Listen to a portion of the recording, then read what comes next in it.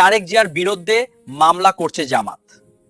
কি বলছে জামাতের ওই প্রার্থী ভিডিওটি না টেনে পুরোপুরি দেখুন। আমার মতো একটা ছোট প্রার্থীরা যদি তারা এরকম ভাবে ভয় পায় এবং বিভিন্ন ভাবে, আজকে আবার শুনলাম ট্যাক্সের ফাইল দেখার জন্য একজন কল করছে, তারাও বলতেছে ভাই আমরা তো চাই না, কিন্তু আমাদেরকে জোর করে এটা করাইতেছে। এইখানে আমরা বিপুল ভোটে বিজয়ী হওয়ার আশা রাখি ইনশাআল্লাহ। আইন শৃঙ্খলা পরিস্থিতির যে বিভিন্ন সংস্থা, অলরেডি 4-5টা সংস্থা থেকে আমার সঙ্গে যোগাযোগ করেছে, আমি ভালো ফিডব্যাক দিয়েছি। কারণ আমরা চাই যে 17 আসনে আমি নিজেও অন্যান্য দলের যে বিভিন্ন প্রচারণা, তাদের যে বলতে প্রচারণার জন্য যে অফিস, সেখানেও আমি যাই এবং আমার ক্যাম্পাস লাইফ থেকে অন্যান্য দলের সঙ্গে আমি একজন ডাক্তার মানুষ, দল মত নির্বিশেষে সবার সঙ্গে মিশে চলতে অভ্যস্ত।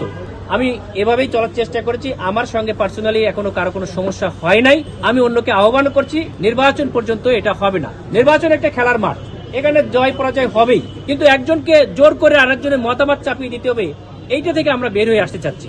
আমরা এটা 17 আসনে আশা করি যিনি আমার প্রধান প্রতিদ্বন্দ্বী তিনিও একজন দায়িত্বশীল পর্যায়ে আছেন, এরকম খারাপ পরিবেশ হবে না বলে আমার দিকে আশা ব্যক্ত করছি আমি, এবং আমরা সবাই মিলে সেটাকে সহযোগিতা করব। আইন শৃঙ্খলা যারা দায়িত্বে আছে তাদেরকেও আমাদের জনগণকে অবশ্যই সহযোগিতা করতে হবে। জোরপূর্বক যেন কেউ কারো মতামতকে আমরা কেড়ে নিতে না চাই।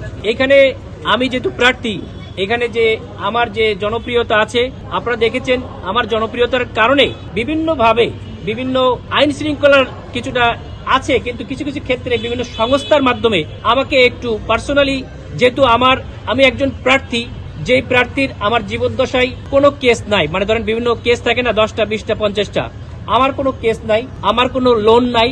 আমি পড়ালেখায় বলেন, আমার পার্সোনাল লাইফ থেকে ক্লাস 1 থেকে শুরু করে আমার স্কুল লেভেল পর্যন্ত, এখন তো আপনারা খোঁজ নিলে খুব বের করতে পারেন, যথেষ্ট স্বচ্ছতার সঙ্গে আমি পালন করে আসছি।